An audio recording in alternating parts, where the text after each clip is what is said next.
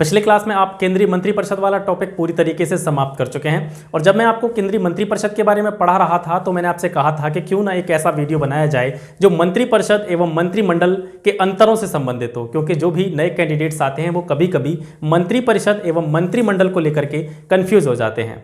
ठीक है, तो उनमें वो अंतर नहीं कर पाते हैं, कभी कभी दोनों को एक ही समझ लेते हैं। हालांकि मैंने इसके बारे में आपको पिछली क्लास में भी बताया था, जब मैंने मंत्रिपरिषद के बारे में पढ़ाया था तब भी मैंने आपसे कहा था कि जो मंत्रिमंडल होता है वो मंत्रिपरिषद का ही एक हिस्सा होता है, क्योंकि उसमें केवल कैबिनेट मंत्री हिस्सा लेते हैं। लेकिन आज के इस वीडियो को देखने के बाद में आप मंत्रिपरिषद एवं मंत्रिमंडल से संबंधित जितनी भी क्वेरीज होंगी, जितनी भी कंफ्यूजन होंगी, वो आज आपकी दूर हो जाएंगी। ठीक है, तो बने रहिए वीडियो में मेरे साथ। तो स्टार्ट करते हैं आज की क्लास।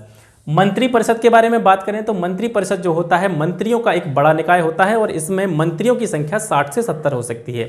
वहीं मंत्रिमंडल के बारे में बात करें तो मंत्रिमंडल सदस्यों की संख्या की दृष्टि से मंत्रिपरिषद से छोटा होता है और इसमें मंत्रियों की संख्या 15 से 20 होती है। ठीक है, तो ये बड़ा निकाय होता है क्योंकि इसमें ज़्यादा मंत्री होते हैं, 60 से 70।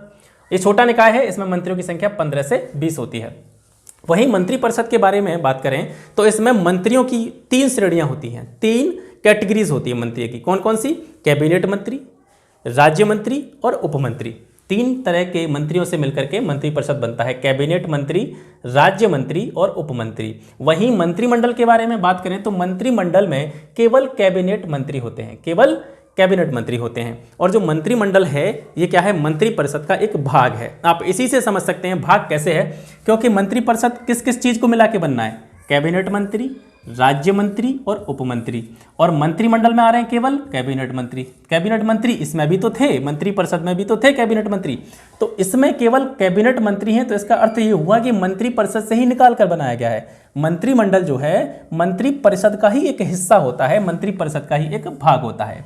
भले ही सदस्यों की या मंत्रियों की संख्या की दृष्टि से मंत्रिमंडल मंत्रिपरिषद की अपेक्षा छोटा होता है, लेकिन शक्तियों के आधार पर बात करें तो मंत्रिमंडल की शक्ति जो होती है कहीं ना कहीं मंत्रिपरिषद से ज्यादा होती है।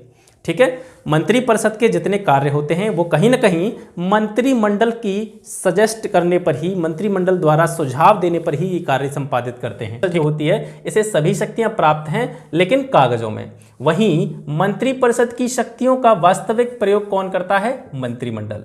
मंत्रिपरिषद को सभी शक्तियां प्राप्त हैं लेकिन केवल प्राप्त हैं, ऐसा कहा जा सकता है। शक्तियां प्राप्त है लेकिन अपनी मर्जी से ये कोई काम नहीं कर सकते। जब तक इनके किसी भी, यानी जो भी मंत्रालय किसी मंत्रिपरिषद के मंत्री को दिया गया है, वो अपने मंत्रालय में कोई भी कार्य करेंगे तो वो उसको सजेस्ट कौन करेगा? मंत्रिमंडल।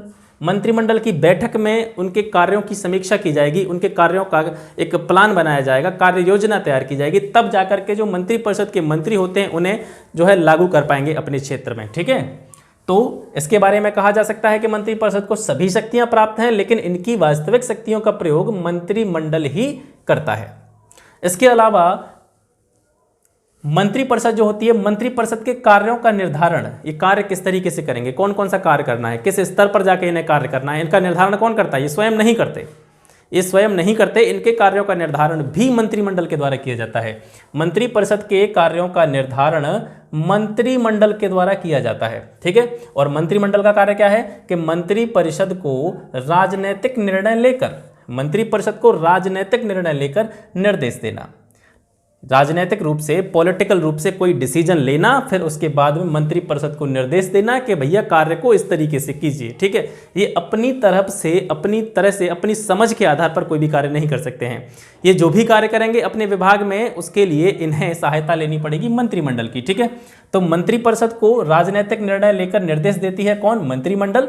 और वो सभी मंत्रियों पर बाध्यकारी होते हैं, यानी जो निर्णय मंत्रिमंडल की बैठक में लिया जाएगा, जो निर्णय मंत्रिमंडल लेगा किसके प्रति? मंत्रिपरिषद के प्रति। तो मंत्रिपरिषद में जितने भी मंत्री होंगे वो उन सभी पर उनका जो निर्णय है वो बाध्यकारी होगा, उन्हें मानना ही पड़ेगा।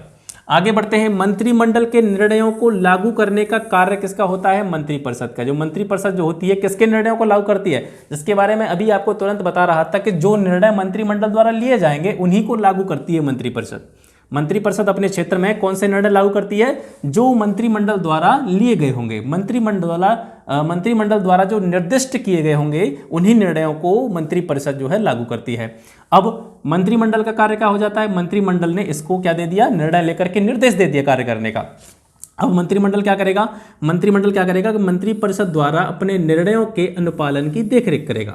अब ये देखेगा कि जो निर्णय हमने किसको दिए हैं, मंत्रिपरिषद को दिए हैं, जो निर्णय लेकर के हमने निर्देश दिए हैं मंत्रिपरिषद को, वो अपने कार्यों को कर रहे हैं कि नहीं कर रहे हैं, उनका अनुपालन कर रहे हैं कि नहीं कर रहे हैं, इसकी देखरेख कौन करेगा? मंत्रिमंडल करेगा। ठीक है। और सबसे प्रमुख अंतर जो दोनों में होता है, सबसे प्रमुख अंतर मंत्रिपरिषद एवं मंत्रिमंडल में, वो ये होता है कि जो मंत्रिपरिषद होती है वो एक संवैधानिक निकाय होती है, कॉन्स्टिट्यूशनल बॉडी। ठीक है, संवैधानिक निकाय। और भारतीय संविधान में इसका प्रावधान अनुच्छेद 74 और 75 के अंतर्गत विस्तृत रूप से दिया गया है। ठीक है, मंत्रिपरिषद कैसी है? एक संवैधानिक निकाय है। भारतीय संविधान में इसके बारे में उपबंध दिए गए हैं अनुच्छेद 74 एवं 75 में। वहीं मंत्रिमंडल के विषय में बात करें तो जब मूल संविधान का निर्माण हुआ था, जब हमारा मूल संविधान था, उसमें मंत्रिमंडल के बारे में कोई जिक्र नहीं किया गया था। मंत्रिमंडल के बारे में कोई जिक्र नहीं किया गया था। मंत्रिमंडल को अनुच्छेद 352 में, मंत्रिमंडल को अनुच्छेद 352 में 44वें संविधान संशोधन 1978 के द्वारा शामिल किया गया था। ठीक है, ये दोनों के बीच में प्रमुख अंतर हो जाता है कि मंत्रिपरिषद एक कॉन्स्टिट्यूशनल बॉडी है और अनुच्छेद 74-75 में इसके बारे में विस्तृत उपबंध दिए गए हैं। वहीं मंत्रिमंडल मूल संविधान में शामिल नहीं था, इसे अनुच्छेद 352 में 44वें संविधान संशोधन 1978 के द्वारा शामिल किया गया।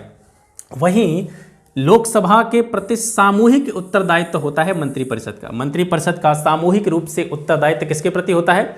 लोकसभा के प्रति होता है। वहीं मंत्रिमंडल के विषय में बात करें तो मंत्रिपरिषद की लोकसभा के प्रति सामूहिक जो जिम्मेदारी होती है, सामूहिक रूप से जो उत्तरदायित्व होता है, उसको लागू कौन करवाता है? मंत्रिमंडल। ठीक है, तो ये हो गए प्रमुख अंतर मंत्रिपरिषद और मंत्रिमंडल में। आशा करता हूं कि मंत्रिपरिषद एवं मंत्रिमंडल से संबंधित जो भी आपके दिमाग में कंफ्यूजन होंगी वो आज दूर हो गई होंगी। तो फिर मिलते हैं आपसे फिर अगली वीडियो में, तब तक के लिए जय हिंद।